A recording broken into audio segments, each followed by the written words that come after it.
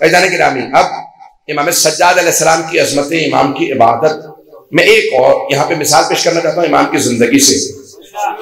ये रिवायत है कि इमाम सजदे करते थे तो बहुत बहुत तूलानी सजदे करते थे। आज की आपकी अगर घंटों के हिसाब से बताऊं तो बात का 2-2 घंटे और इससे भी ज्यादा तूलानी सजदा, एक सजदा कहना बड़ा आसान, इंसान 2 घंटे सजदे में हो तो अंदाजा होता।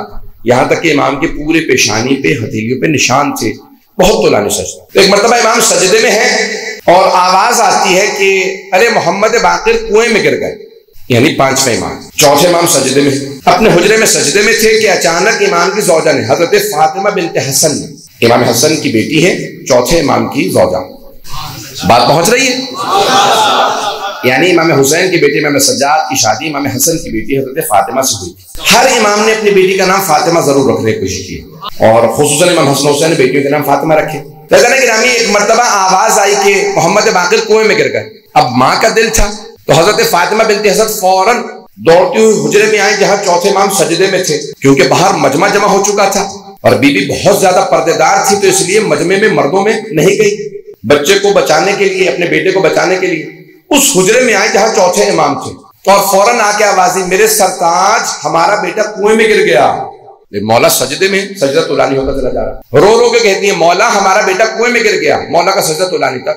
बहुत देर बाद मौला सजदे से उठे, देखा कि आपकी ज़ौजा रो रही तो फौरन कहा कनीज़े खुदा क्या बात है, इतना क्यों रो रही है। अब कोई ये सवाल ना करे कि अरे ज़ौजा की आवाज इमाम को नहीं आ रही थी। अज़ान गिरामी, पैगंबर की हदीस है अस्सलातु मिअराजुल मोमिन, नमाज मोमिन की मेराज है, नमाज मोमिन की मेराज है और नमाज की मेराज सजदा है। सजदों की मेराज सैयदुस साजिदीन का सजदा।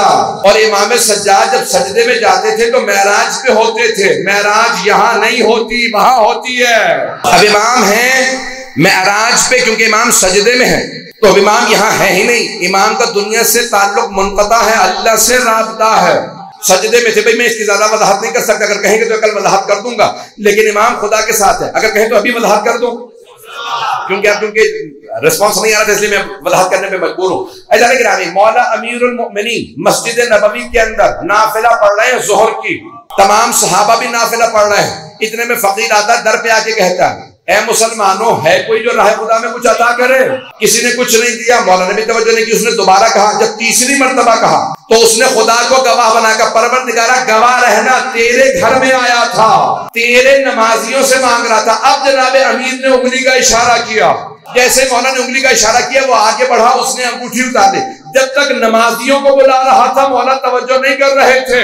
जब खुदा से मुखातब हुआ तो मौला ने उंगली का इशारा किया कि मौला थे मेहराज पे, अस्सलातु मिअराजुल मोमिन, नमाज मोमिन की मेहराज है। मेहराज यहाँ नहीं होती, वहां होती है। जब तक वो यहाँ मांगता रहा मौला ने कोई तवज्जो नहीं की, लेकिन जैसे ही वहां मांगा, जैसे ही आवाज वहां पहुंची तो जो मेहराज पे थे उन्होंने फौरन जवाब पेश किया। बात पहुंच रही है।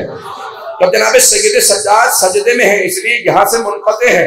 जैसे ही उठे तो जनाबे फातिमा बिनते हसन ने कहा, मौला हमारा बेटा कुएं में गिर गया। तो आपने फौरन इरशाद फरमाया, कहे कनी से खुदा अपने आंसू साफ कर लीजिए, मैं भी हमारे बेटे को लेके आता हूँ। बीबी ने फौरन आंसू साफ कर लिए और बड़ी मुतमईन हो गई, अब बेटा सही सालिम है। क्यों?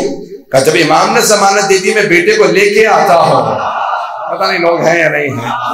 जब इमाम ने कह दिया ना मैं बेटे को भी लेके आता हूँ, इसका मतलब है बेटा सही सालिम है। अज़ीज़ाने गिरामी, ये कोई आम बीबी नहीं है, इमाम की बेटी है, इमाम की पोती है, इमाम की भतीजी है, इमाम की ज़ौजा है, इमाम की माँ है, इमाम की दादी है। ये चारों तरफ से इमामत में घिरे हैं।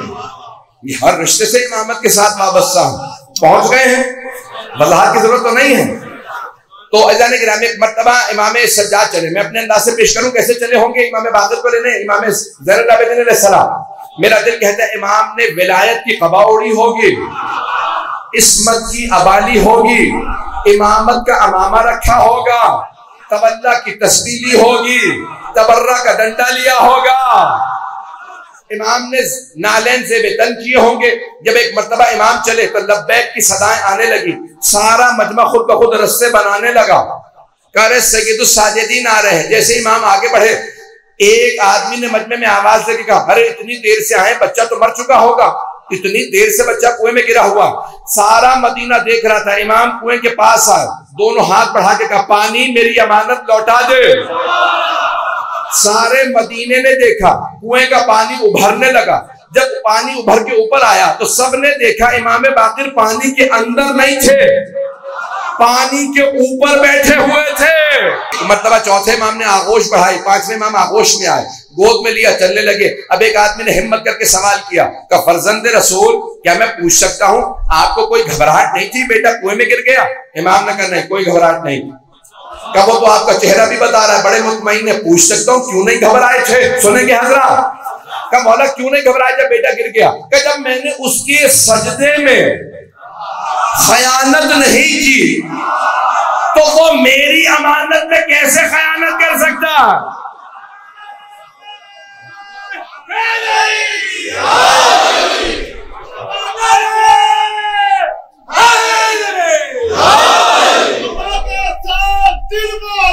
अली मौला, अली मौला, अली मौला, अली मौला, अली मौला, अली मौला।